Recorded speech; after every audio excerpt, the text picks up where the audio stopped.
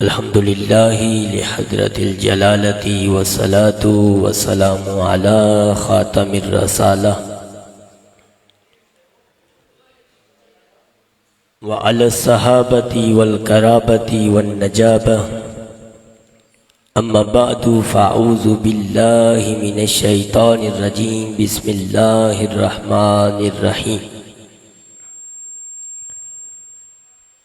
यतलू अलैहिम आयातिही व युज़क्कीहिम सदक़ल्लाहु व मौलानल अज़ीम बिबरकतिही इन्नल्लाह व मलाइकतहु युसल्लूना अलन नबी या अय्युहल्लज़ीना आमनू सल्लू अलैहि व सल्लिमू तस्लीमा।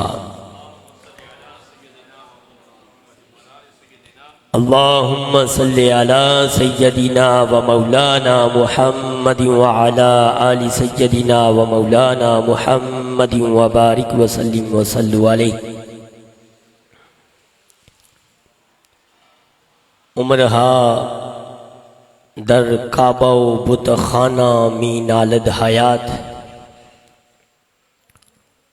उमरहा दर काबा बुतखाना मी नालद हयात ताज़े बज़्म इश्क यकदानाए राज आयत बरूं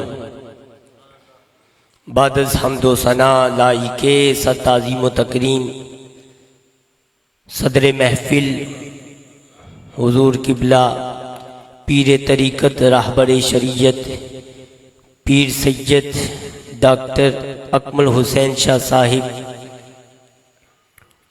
जमी उलमाए किराम हुफ़ाज़ किराम सनाहनान शीरी दहन अस्सलामु अलैकुम व रहमतुल्लाहि व बरकातुहू। यतलू अलैहिम आयातिही व युज़क्कीहिम तक का सफ़र मैंने तय करना है और इस सफ़र में मुझे आपकी तवज्जो दरकार होगी। रब्बुल आलमीन ने इंसानों के अंदर नबियों को क्यों मबूस फरमाया? पत्थरों में आज तक कोई नबी क्यों नहीं आया? दरख्तों में आज तक कोई नबी क्यों नहीं आया? हैवानात में आज तक कोई नबी क्यों नहीं आया? सिर्फ इंसानों के लिए नबी की ज़ात की ज़रूरत क्यों पेश आई? इंसान के अंदर पाई जाने वाली खुसूसियात पे तवज्जो करें ताकि ये उक्ता हल हो और मैं अपनी मंजिल की जानिब बढ़ूं। इंसान को रब्बुल आलमीन ने अक्ल अता फरमाई, हरकत अता फरमाई, नश्व नुमा अता फरमाई, जिस्म अता फरमाया। अगर इसी इंसान से आप अक्ल को निकाल दें तो पीछे हैवान बचता है जिसके पास अक्ल के अलावा चारों चीजें मौजूद हैं। वो नश्व नुमा भी रखता है, वो हरकत भी रखता है, वो जिस्म भी रखता है। इसी हैवान से अगर आप अक्ल और हरकत निकाल दें तो पीछे दरख्त बचते हैं जो सिर्फ नश्व नुमा रखते हैं, जिस्म रखते हैं, उनके अंदर हरकत नहीं, अक्ल नहीं। और इसी दरख्त से अगर आप अक्ल भी निकाल दें, हरकत भी निकाल दें, नश्व नुमा भी निकाल दें तो पीछे पत्थर बचता है जो सिर्फ जिस्म रखता है। वो पत्थर अक्ल से भी खाली है, नश्व नुमा से भी खाली है, हरकत से भी खाली है। मैं जिस मौके पे आपको ले जाना चाहता हूं वो मौका ये है कि आज तक किसी पत्थर ने ये नहीं कहा मुझे दरख्त कहो। आज तक किसी दरख्त ने ये नहीं कहा मुझे हैवान कहो। आज तक किसी हैवान ने ये नहीं कहा कि मुझे इंसान कहो। एक इंसान है कि जो कह रहा है, कभी हद से बढ़कर ये इंसान फिरौन बनता है और कहता है मुझे खुदा कहो। कभी ये इंसान हद से बढ़ता है और मुसलमा कज़्ज़ाब गुलाम अहमद कादियानी बनता है और कहता है मुझे नबी कहो। इस इंसान ने हद से बढ़ना चाहा, इसलिए रब्बुल आलमीन ने इसको लगाम डाली, इसके पैरों में शरीयत की जंजीर डाली और नबियों को इंसानों में मबूस फरमाया और इस इन्नल इंसान लयतगा को बता दिया कि तुम बेमकसद पैदा नहीं किए गए, तुम्हें इस मकसद के लिए पैदा किया गया है कि तुम हद में रहते हुए वमा खलक़तुल जिन्ना वल इंसा इल्ला लियअबुदून का मिस्दाक बनो। इसलिए रब्बुल आलमीन ने नबियों को इंसानों में मबूस फरमाया। इंसानों में नबुव्वत का ज़हूर पजीर होना, अंबिया किराम तशरीफ लाए, हर नबी को रब्बुल आलमीन ने मौजज़ा अता फरमाया और वो मौजज़ा इसलिए अता फरमाया कि ऐसा अमरे नामुमकिन जिसे लोग अमरे नामुमकिन समझ रहे हैं, नबी उसे मौजज़े की सूरत में करके दिखाता है और बताता है कि ये अमरे नामुमकिन तुम्हारे लिए हो सकता है, मेरे रब के आगे ये अमरे नामुमकिन नहीं है। सुलेमान अलैहिस्सलाम को रब्बुल आलमीन ने हवा में उड़ने का मौजज़ा अता फरमाया, कालीन अता फरमाया जिस पे आप सवार होते और वो हवा में उड़ना शुरू कर देती। मूसा अलैहिस्सलाम को रब्बुल आलमीन ने असा का मौजज़ा अता फरमाया कि आप उसे जब फेंकते तो वो एक अज़दहा की सूरत इख्तियार कर जाता।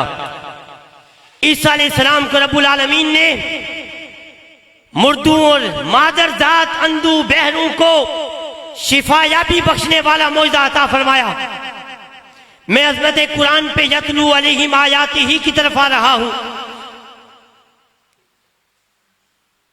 सुलेमान अलैहिस्सलाम दुनिया से चले गए, कालीन तो दुनिया में रहा मगर उसके बाद कभी उड़ न सका। मूसा अलैहिस्सलाम दुनिया से चले गए, असा तो दुनिया में रहा लेकिन फिर कभी अज़दहा न बन सका। ईसा अलैहिस्सलाम दुनिया से चले गए, मुर्दे मादरजात अंधे बहरे तो दुनिया में रहे मगर उसके बाद कभी शिफायाब न हो सके। एक मेरे और तेरे नबी का मौजज़ा कुरान वो मौजज़ा है जो रब्बुल आलमीन ने क़यामत की सुबह तक जारी फरमा कर बता दिया, महबूब तेरी खत्मे नबुव्वत भी क़यामत तक जाएगी, तेरा ये मौजज़ा कुरान भी क़यामत तक जाएगा।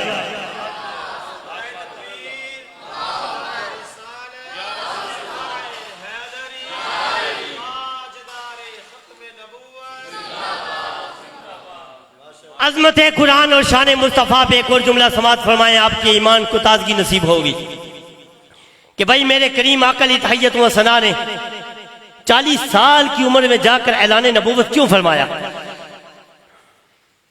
मां की गोद में ऐलान नबूवत क्यों नहीं किया? हालांकि इससे पहले ऐसा हो चुका था। जनाब ईसा अलैहिस्सलाम मां की गोद में ऐलान नबूवत कर चुके थे। अगर ऐसा पहले ना हुआ होता तो इस सवाल को पैदा होने की जरूरत नहीं थी। अगर ऐसा हो चुका है तो अब सवाल पैदा होता है कि मेरे करीम आका ने 40 साल के बाद जाके ऐलान नबूवत क्यों किया? और ऐसा भी नहीं कि मेरे नबी ने 40 साल तक कुछ किया नहीं, कुछ तो किया ना कि उनको कहना पड़ा अमीन बरे हो, सादिक बरे हो। कुछ तो ऐसा किया ना मेरे आका ने कि उनको ये कहना पड़ा अमीन बरे हो, सादिक बरे हो। मगर नबुव्वत का ऐलान मेरे आका ने 40 साल तक इंतजार क्यों किया? 40 साल के बाद ऐलान क्यों किया?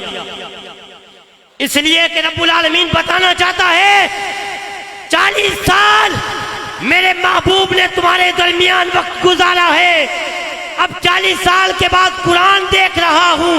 एक तरफ नबी की 40 साल जिंदगी रखो, दूसरी तरफ कुरान रखो। अगर बाल बराबर भी फर्क नजर आए, या कुरान मेरा नहीं या हबीब मेरा नहीं।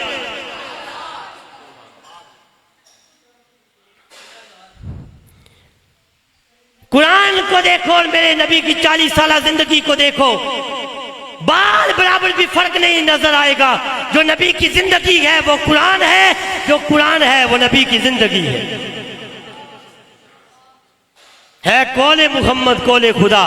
फरमान न बदला जाएगा, बदलेगा जमाना लाख मगर कुरान न बदला जाएगा। इसके बारे में रब्बुल आलमीन ने फरमाया यतलू अलैहिम आयातिही, मेरा महबूब आयात की तिलावत करने वाला। अरब वाले फसाहत और बलागत में अपना सिक्का मनवाने के माहिर थे। एक एक मजलिस में फिल बदी सैकड़ों की तादाद में अशार पर मुश्तमिल कसीदे कहने वाले वो अरब शुआरा अपनी फसाहत बलागत पे बड़ा नाज करते थे और कहते थे हमारा कोई मुकाबला नहीं, इल्म की दुनिया में, फसाहत की दुनिया में, बलागत की दुनिया में हमारा कोई जोर नहीं। रब्बुल आलमीन ने अपने महबूब को कुरान देकर भेजा इस दुनिया में और फरमाया महबूब इन्ना आतैनाकल कौसर फसल्ली लिरब्बिक वनहर इन्न शानियका हुवल अबतर। काबे की दीवार पे लिख दो और चैलेंज कर दो, कयामत की सुबह तक के लिए चैलेंज है। इन कुंतुम फी रैबिम मिम्मा नज़्ज़लना अला अब्दीना फातू बिसूरतिम मिन मिस्लिही। अगर तुम्हें अपनी फसाहत पे बलागत पे नाज है तो एक सूरत के मुकाबले में सूरत लाकर दिखाओ। यतलू अलैहिम आयातिही व युज़क्कीहिम, और मेरे नबी तज़किया नफ्स करने वाले, व युज़क्कीहिम। कैसा तज़किया नफ्स किया जरा आपने तवज्जो करनी है, ये आखिरी 2-4 मिनट है मेरे पास। अहले अरब को देखें और सवाल करें भाई क्या वजह है, कल तक तुम जिस बाप को बाजार में जाकर बेच आते थे आज उस बाप की रजा में रब की रजा मान रहे हो। कल तक जिस मां को बाप के मरने के बाद अपने अकद में ले लेते थे आज उस मां के कदमों तले जन्नत मान रहे हो। और कल तक जिस बेटी को जिंदा दरगोर कर रहे थे आज उस बेटी को कंधे पे उठा के काबे का तवाफ कर रहे हो। वजह क्या है? तो अहले अरब तुम्हें जवाब देंगे हम भी बकी है, हमारी रगों में दौड़ने वाला खून भी बकी है, हमारी सकाफत भी बकी है। बस थोड़ा सा फर्क ये आ गया है कि फारान की चोटी से नूरे मुस्तफा की चमक आ गई है जिसने हमारा तज़किया नफ्स कर दिया है। जब मैं यमन से आए हबीब यमनी को देखता हूं, जब मैं फारस से आए सुलेमान फारसी को देखता हूं, जब मैं हबश से आए बिलाल हबशी को देखता हूं, जब मैं करन से आए वैसे करनी को देखता हूं, तो न जाने कौन सी कुव्वत है जो ये चीख चीख कर कहती है कि टेक्नोलॉजी के बगैर भी वो कौन सी ताकत है कि जिन्हें इन सब को जिस चीज ने जमाले मुस्तफा का असीर बना दिया है। यह है वयुज़क्कीहिम की तफसीर कि दूर दराज में वो रहने वाले लोग जब उन तक मेरे करीम आका के तज़किये नफ्स का पैगाम पहुंचा तो वो खींचे चले आए। और ये सिलसिला जारी है, जारी था और क़यामत की सुबह तक जारी रहेगा। कभी बिलाल हबशी इस युज़क्कीहिम से फैज़याब होते रहे, कभी जनाब अबू बकर सिद्दीक इस फैजान से फैज़याब होते रहे, कभी जनाब उमर पाक उस्मान पाक और कभी हुजूर मौला कायनात इस फैज से फैज़याब होते रहे, कभी तलहा और जुबैर इस फैज से फैज़याब होते रहे, कभी हुजूर गौसे आजम इस फैज से फैज़याब होते रहे, कभी इस फैज से अल्लामा फजल हक खैराबादी फैज़याब होते रहे, कभी शाह अहमद नूरानी इस फैज से फैज़याब होते रहे, कभी अब्दुल सत्तार खान नियाजी इस फैज से फैज़याब होते रहे, और कभी मेरी जान मुस्लिह उम्मत पीर सैयद फजीलत हुसैन शाह साहिब फैज़याब होते रहे। इस युज़क्कीहिम के फैजान से फैज़याब होकर पीर सैयद फजीलत हुसैन शाह साहिब ने सारी जिंदगी ईसाए मुकद्दसा की मिस्दाक बनकर गुजारी। इन्ना सलाती व नुसुकी व महयाया व ममाती लिल्लाहि रब्बिल आलमीन। ये इजहार वफादारी है, ये इजहार वफादारी है और ये जरूरी है। जनाब इब्राहिम अलैहिस्सलाम ने इजहार वफादारी किया और कहा रब्बना वजअलना मुस्लिमैन लक व मिन ज़ुर्रियतिना उम्मतन मुस्लिमतन लक। मैं तेरे लिए मुसलमान, मेरी औलाद तेरे लिए मुसलमान। मेरे करीम आका ने वफादारी का इजहार किया और फरमाया इय्याका नअबुदु व इय्याका नस्तईन। ये इजहार वफादारी जरूरी है और पीर सैयद फजीलत हुसैन शाह साहिब की जिंदगी के गोशे गोशे से जिस वफादारी की महक मुझे आ रही है तालिब इल्म होने के नाते से, वो महक ये है, इन्ना सलाती व नुसुकी व महयाया व ममाती लिल्लाहि रब्बिल आलमीन व मा अलैना इल्लल बलागुल।